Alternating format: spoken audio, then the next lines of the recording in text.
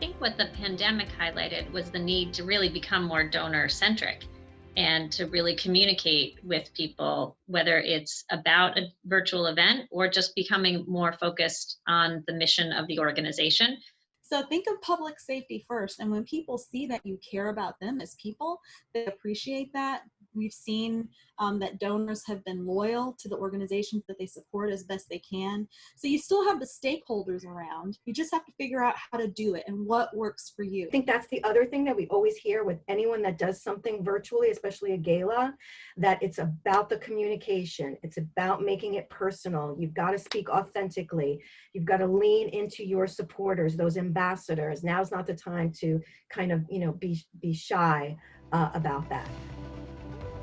One of the most interesting things that you can do when you're doing your analysis and assessment of your donors, especially regarding events, is to ask them, because you have to be honest about donor motivation. Leveraging social networks in this time is so important because the pandemic has not impacted our society equally. And so the communities that You Think Nonprofit Partners serves have been disproportionately impacted by the pandemic, and those who are not disproportionately impacted are hyper aware of the privilege that they have.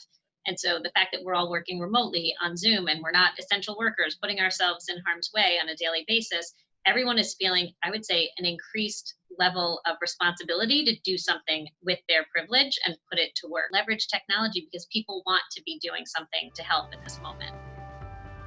People were taking this as an opportunity to speak with donors and to be really donor centric and to have a platform for donors to weigh in on what they thought was appropriate. So just creating conversation and relationship based on this shared experience of going through a pandemic together with your loyal supporters. We are also very focused on just building relationships and getting to know our legacy supporters even better than we already did.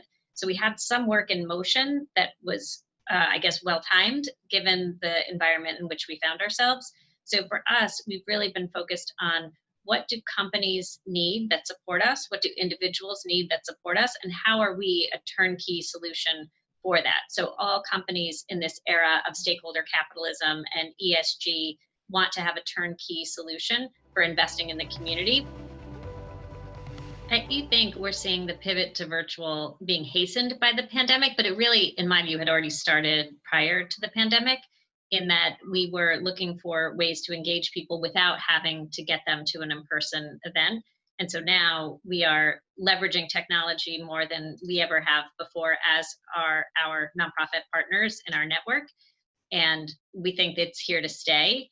And it's really just part of an innovation wave that had already started. And so for us, it's really just listening and figuring out what is it that people need in this moment and how do we be that bridge. So for us, the way that showed up was we had a lot of corporate partners with employees who didn't have like a full plate because of the pandemic. People were no longer traveling, deals weren't getting done. So we were able to match them with nonprofit partners who needed help in financial analysis and contingency planning because the world turned upside down almost overnight. And so we had skills over here, we had a need over here, and we were that intentional matchmaker.